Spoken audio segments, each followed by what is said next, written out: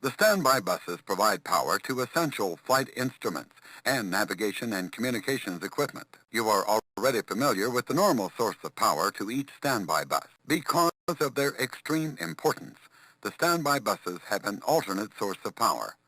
Now touch DC bus 1 to make it lose power. If the normal power sources to either standby bus become unpowered while in flight, both buses transfer to their alternate source of power. Notice that the battery bus now powers the DC standby bus, and that the battery bus, through the static inverter, now powers the AC standby bus. The static inverter converts 28-volt DC power to single-phase 115-volt AC power.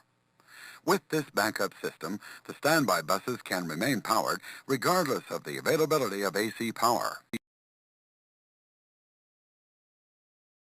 This schematic represents the electrical system during normal flight, with both generator buses powered by the engine-driven generators. In addition to the engine-driven generators, the APU-driven generator or the ground power unit can power the generator buses. You should observe, as we introduce APU and ground power, that the electrical system functions in the same manner regardless of the source of AC power.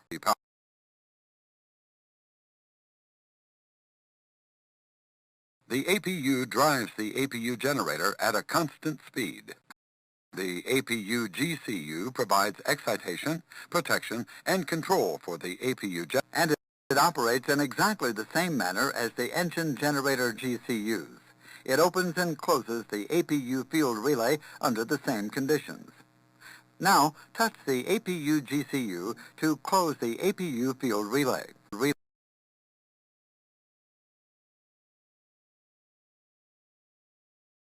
The APU generator powers the APU tie bus. The APU generator can power the generator buses through the APU tie bus if the APU generator breakers are closed. Now touch APU generator breaker 2 to close it.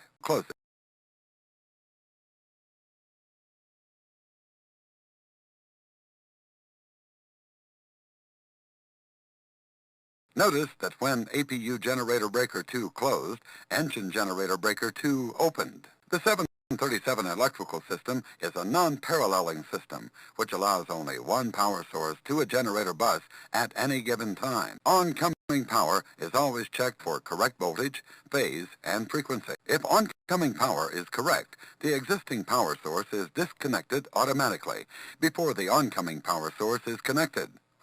This feature is known as break before make. Now touch APU generator breaker 1 to close it.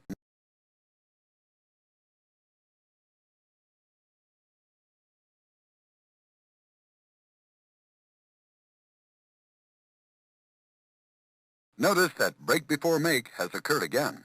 Generator breaker 1 opened before APU generator breaker 1 closed.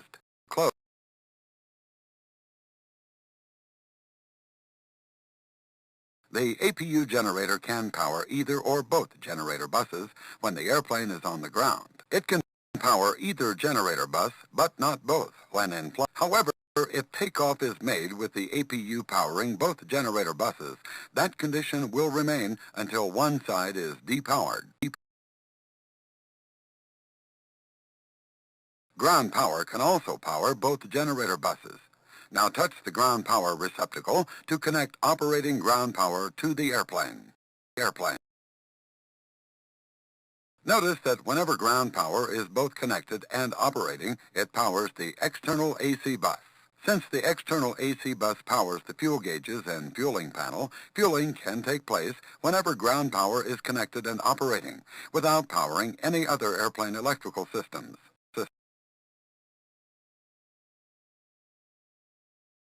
The bus protection panel allows ground power to power the airplane electrical system only if ground power is of the proper frequency, phase, and voltage. Ground power can power both generator buses through the ground power tie bus if both ground power relays are closed. Both ground power relays are controlled by the ground power switch. Now touch either ground power relay to power the electrical system using ground power. Notice that brake before make has taken place again.